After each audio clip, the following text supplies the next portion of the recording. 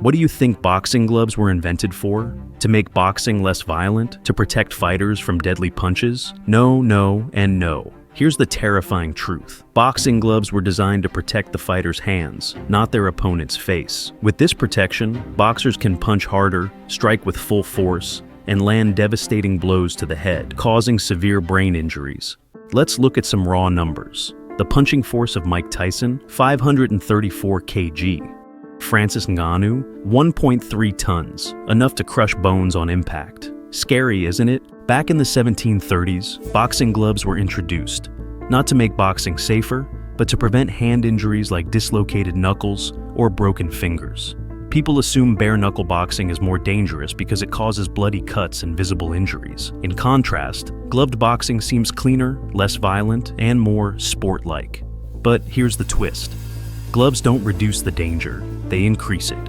With added weight on their fists, gloved boxers hit harder than bare-knuckle fighters. The damage goes deeper, not just to the skin, but straight to the brain. So today, let's uncover a deadly truth about boxing, a misconception we've all been led to believe. To discuss the danger between bare-knuckle boxing and gloved boxing, jumping to conclusions too quickly will always spark controversy. So, before making a judgment, let's break down the types of injuries associated with both combat sports. In modern times, the only real difference between bare-knuckle boxing and gloved boxing is the competition format. Bare-knuckle boxing, the old-school approach. Historically, bare-knuckle fighters focused mainly on body shots rather than targeting the opponent's head. For head strikes, fighters would use the base of their palm rather than their knuckles. Why? Because ancient fighters understood that punching the skull repeatedly could seriously damage their own hands. Take a look at the structure of the hand compared to the skull. The skull is one of the hardest and most durable bones in the human body. In contrast, the hand consists of multiple delicate bones. Unlike the hand, the skull is a single, thick, and largely immobile structure, giving it a clear advantage in durability. So, what happens when a bare fist repeatedly collides with a skull? The weaker structure, the hand, takes the most damage. If a fighter punches the skull repeatedly, they are at risk of fracturing their metacarpal bones mid-fight, causing intense pain and limiting their ability to land further punches. This is why bare-knuckle fighters in the past avoided reckless head punches. Injuring their hands meant losing their ability to fight effectively. That said, bare-knuckle punches are still powerful enough to cause external damage. Since hand bones are still harder than facial skin, a bare-knuckle punch to the forehead can tear the skin open, causing deep cuts, heavy bleeding, and severe facial wounds. The evolution of boxing gloves.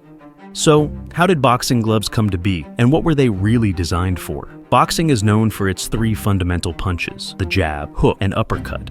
And all of them rely on one thing: the fighter's hands. But the hands are also the most vulnerable part of a boxer's body. That's why in competitions, we often see fighters equipped with multiple layers of protective gear. But one piece of equipment stands above all others: boxing gloves, an essential tool for every boxer. Back in the 1730s, boxing gloves were first introduced with the primary goal of reducing hand injuries. Fighters were prone to dislocated knuckles, broken fingers, and abrasions from landing direct punches.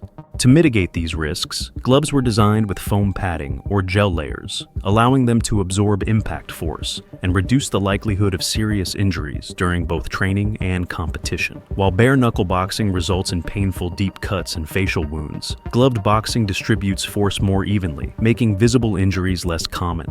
Many believe that bare-knuckle punches are more dangerous than punches with gloves, but in reality, boxing gloves increase the weight of a fighter's hands, making every punch heavier and more forceful. This means that a gloved punch delivers far greater impact force than a bare fist. Let's take a closer look. Let's break it down with a simple physics equation. F xa wear, F force m mass, A acceleration. A standard competition boxing glove weigh HS around 283 grams. Now, let's add up the actual weight involved in a punch. Hand wraps, the gloves themselves, sweat absorbed into the hand wrap. The average weight of a boxer's hand, which is around 0.5 kilograms to 0.8 kilograms. According to the formula above, the heavier the mass, the greater the force generated. Since a gloved fist weighs almost twice as much as a bare fist, it means the impact force delivered in gloved boxing can be nearly double that of bare-knuckle boxing.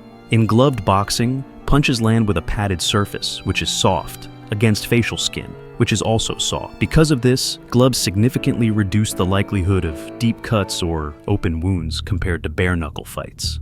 This is why gloved boxing appears more sport-like. It looks cleaner, more refined, and less barbaric than bare-knuckle brawling, where faces are often left bloodied, with skin torn open from direct bone-on-bone contact. However, this doesn't mean it's safer. Another key factor to consider is that boxing gloves protect a fighter's hands from injuries like fractures, dislocations, and wrist damage. With less risk of injuring themselves, fighters can throw their punches with full force, without worrying about breaking their own knuckles. Not only that, but gloves also make punches more stable, reducing the risk of external factors interfering with a strike. This means a fighter's power remains consistent throughout the entire match, and when a punch lands perfectly on target, it can be so devastating that it sends the opponent straight to the afterlife. The terrifying risks of boxing. The death of Patrick Day is considered one of the most shocking events in boxing history over the past 2 decades. In his fateful match, Patrick was knocked down 3 times by his opponent Charles Conwell. Unfortunately, the 3rd knockdown in the 10th round would be the one to take his life. Patrick lost consciousness immediately after receiving a brutal punch and suffered multiple seizures on his way to the hospital. Just 4 days later, the young fighter passed away at the age of 27. Based on all the factors we've discussed, it's clear that gloved boxing generates more force, protects the fighter's hands, and ultimately causes greater long-term damage compared to bare-knuckle boxing. The reality is that boxing gloves were never designed to protect the opponent's life. They were created to protect the hands of the fighter delivering the punches. Imagine throwing repeated punches bare-fisted. How long could you last before your own hands started breaking down from constant impact against your opponent's bones and flesh? In boxing, there are moments when the line between survival and fatality is completely blurred. Many fighters have lost their lives pursuing this sport, leaving behind a legacy of tragedy that continues to fuel debates about the violent nature of boxing. From 1890 to 2011, statistics show that 1,604 boxers have died from injuries sustained in the ring. This has led to heated debates within the sports community.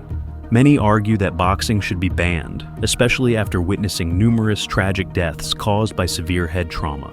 At the end of the day, arguing about which form of boxing is more dangerous is pointless, because the truth is, once you step into the ring, you will take damage. You will get hit.